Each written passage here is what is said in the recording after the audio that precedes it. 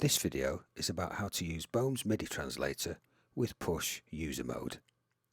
Push 2 controller has obviously been designed to work directly with Ableton Live, whether it's in the note mode for triggering drum samples or session mode for triggering clips.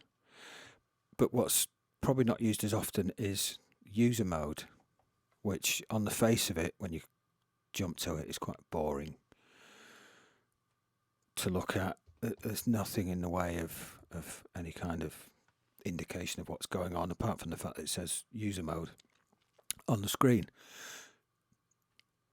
And it can be quite useful when you start mapping it to stuff, because although it looks pretty dead, every single one of these buttons and pads has actually got a preset mapping on it. So for example, this 8x8 grid, these buttons or pads do actually send notes, and all of these other buttons, although they look like they're dead, and the pots as well, actually send preset CCs or controllers. So you could use this to sample trigger stuff, especially with the 8x8 pads. The only problem is when you get to using these buttons, they're not quite as useful, because you can't play notes on a keyboard or in a sampler with these, because they're only sending CCs. But there is a little trick that allows you to convert these CC mapped buttons to actually send MIDI notes. You just need a little bit of know-how and a little bit of knowledge of the app Bohm's MIDI translator, which is a very clever app which you can use to convert these CC buttons to send MIDI notes, and then the whole thing is just like a sample triggering powerhouse, if you like. Here's how you do it.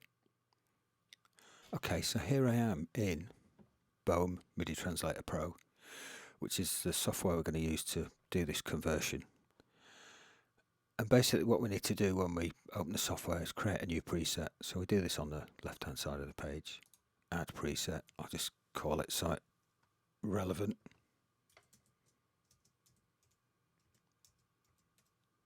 CC change, I'll do for now. And then we're going to add a translator, which is how we're going to convert this CC message to a note message. So we click translator. Again, we give it a name. And I'm going to call it CC20 to C1. And the reason I'm going to call it that is because I'm going to start at this top left button on the push controller, which I know sends CC20. Included in the show notes is a diagram of all of the hard mappings assigned to all of these buttons on the push in user mode. But from looking at that, we know that this first button sends out CC20, so that's what we're going to call it.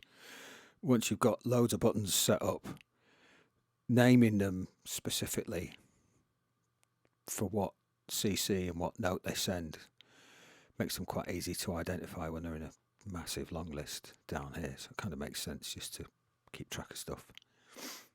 So we've created our translator, we've created our preset.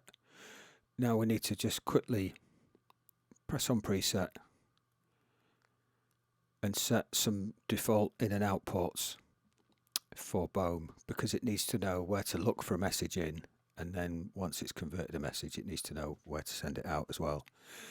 So we click on the MIDI icon at the top once we've selected preset, and then we come down here to the MIDI input and we click on specific ports, and here we select the import for Bohm to look at, and as we're using Ableton Push 2 in user mode, we highlight that user port, and then the MIDI out.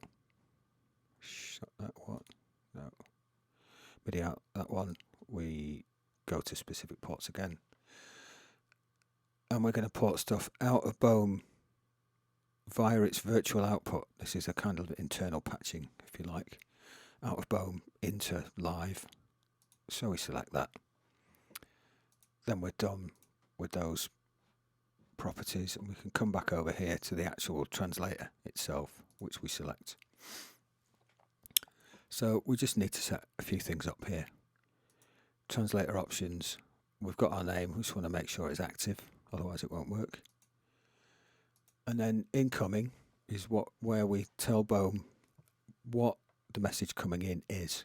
So in this case, being CC20, it's a MIDI message and it's a control change message. So we highlight control change. If you want to double check that MIDI is actually coming in, this is quite useful, this capture MIDI thing. Just tick that, press the button on push, and you'll see the data is captured. It shows you CC20. So we can shut that. And this is where we just specify what that message is and its channel.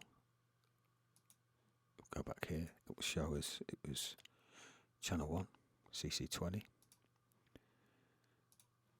So here we set channel 1 and we're going to set CC20.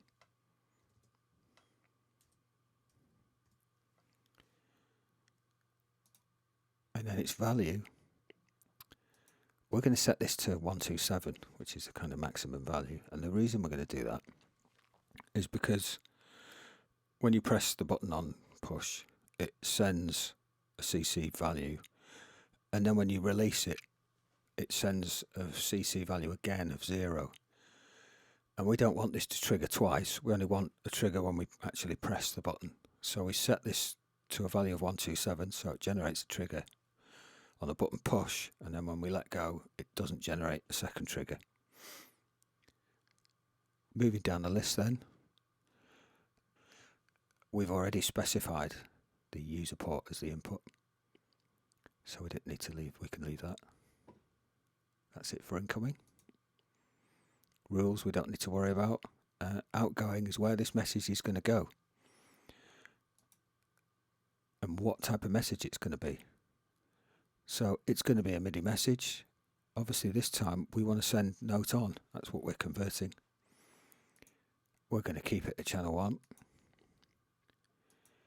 And then we just need to set our note number, which we're going to set to C1. But strangely, Bohm and Live don't quite tally up when we get to note numbers. So we actually have to send it an octave higher and set it an octave higher in Bohm for it, in order for it to trigger C1 in Live. So that's what we do here. And we set our velocity to full. MIDI ports are already set. So we're all set here. And actually before we leave Bohm, what we can do is, looking down at the bottom of the page, we can click on this tab that says Event Monitor, and it brings up a little representation of the ins and outs of your system.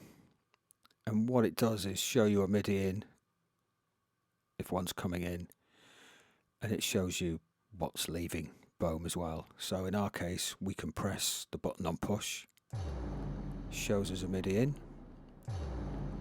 This indicator shows us MIDI activity happening, and it shows us a MIDI out. So we know that MIDI is actually leaving Bohm. And that's it, we've set up our first translator.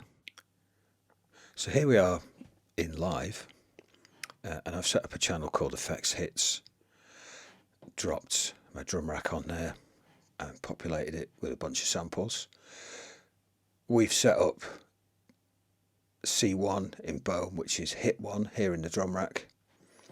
And in order to play that correctly, we need to set Bohm MIDI translator as our source that MIDI is going to come from in order to trigger here. Now that might not be an option when you first open up Live, but if you navigate to your preferences and then the link MIDI tab, look down the list of available inputs, one of which will be Bohm MIDI translator, which we just turn on for track control. Once you've done that, Bohm then appears as an addressable input for this channel. And now when I press the control pad on push, we get the sample triggering. And actually, if we jump back to Bohm and open up a full project,